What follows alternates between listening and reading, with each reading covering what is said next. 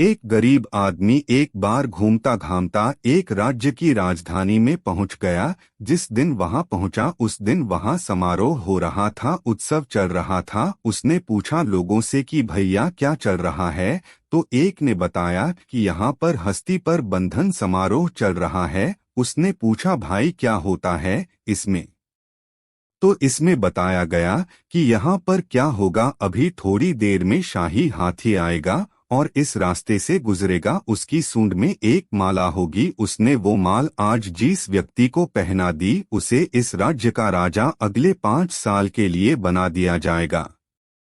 जहां इस व्यक्ति ने ये बात सुनी गरीब आदमी भी खड़े हो जाते हैं लाइन में, क्या पता अपने किस्मत चमक जाए और शायद आज मेरा दिन है कि मैं घूमते घूमते यहाँ पहुँच गया हूँ। ये भी खड़ा हो गया लाइन। जैसे ही वह हाथी आया, शायद उस दिन प्रभु को ही मंजूर था, ये ही कृपा थी। वो हाथी आया और उसकी सूंड में माला थी। उसने वो माला इस गरीब आदमी को पहना दी और जैसे ही उसके गले में माला डाली, लोग जयकारे लगाने लगे कि क्या बात है, अपना अगला राजा मिल चुका है। राजपुरोहित ने बुलाया, इसका तिलक किया और कहा अब आप सुन लीजिए शर्तें। तो उसने सोचा शर्तें भी हैं। उसने कहा बताइए क्या बात है। तो राजपुरोहित ने कहा कि आपको अगले 5 साल के लिए इस राज्य का राजा बनाया जा रहा है, लेकिन 5 साल के बाद आपको ये राज्य छोड़ के जाना पड़ेगा। ये राजधानी छोड़कर जानी पड़ेगी। जंगल में एक नदी है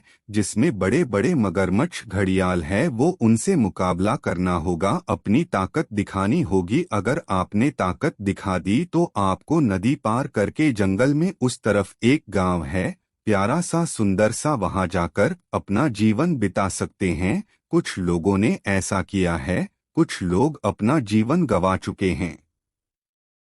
अब आप बताइए कि क्या आप 5 साल के लिए राजा बनने के लिए तैयार है। गरीब आदमी, उसके पास खोने के लिए कुछ नहीं, गंवाने के लिए कुछ नहीं। उसने अपने जीवन को सोचा, लाइफ को सोचा है। उसने कहा सही है, 5 साल तो राजा रहेंगे, फिर कुछ डिसाइड कर लेंगे, कुछ ना कुछ तो होगा। 5 साल के लिए राजा बनने के लिए तैयार हो गया और उसने 5 साल अपने जीवन के जो सबसे बेहतरीन साल था उसमें बहुत अच्छे से काम किया, सबका ख्याल रखा, सबका ध्यान रखा, सबका फेवरेट बन गया। और 5 साल का अब खत्म हो गया, पता नहीं चला। विदाई का दिन आ गया, लोगों की आंखें भर आईं, कितना अच्छा राजा हमें छोड़ के जा रहा है। लोग रोने लगे कि इस बेचारे को अब यातना सहनी पड़ेगी। वो नदी जो है उसमें मगरमच्छ घड़ियाल सब मिलेंगे, क्या पता मर ना जाए। डोल नगाड़ों के साथ में विदाई हुई।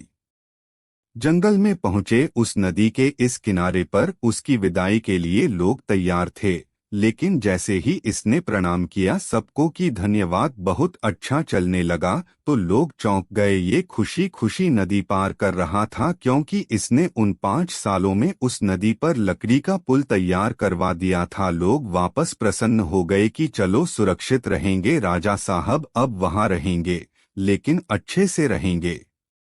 कहानी राजा की और नदी की नहीं है, कहानी आपकी हमारी है। हमें भी एक लिमिटेड पीरियड मिला है जिसमें हम इस मनुष्य रूप में आए, लेकिन अब हम पर डिपेंड करता है कि क्या हम जब यहाँ से जा रहे होंगे तो क्या हम इस भवसागर को पार करने के लिए वो पुल तैयार करते हैं, अच्छे कामों से, दुआओं से, प्रार्थनाओं से, मेडिटेशन से, कि जब हम ये दुनिया छोड़कर जा रहे हो तो हमें यातनाएं न सहनी पड़े, हमें ऐसी जगह ना जाना पड़े जिसे नरक कहते हैं।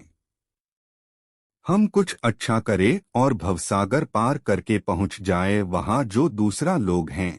ये छोटी सी कहानी बस यही सिखाती है कि अच्छे कर्म करते चलिए, दुआएं कमाते चलिए, बाकी सब वो देख लेगा। एक बार फिर से वही बात कहूंगा जो अक्सर कहता हूँ, अपनी सच्ची मेहनत, अपनी फैमिली के प्यार और ऊपर वाले के आशीर्वाद के साथ कर दिखाओ कुछ ऐसा कि दुनिया करना चाहे आपके जैसा।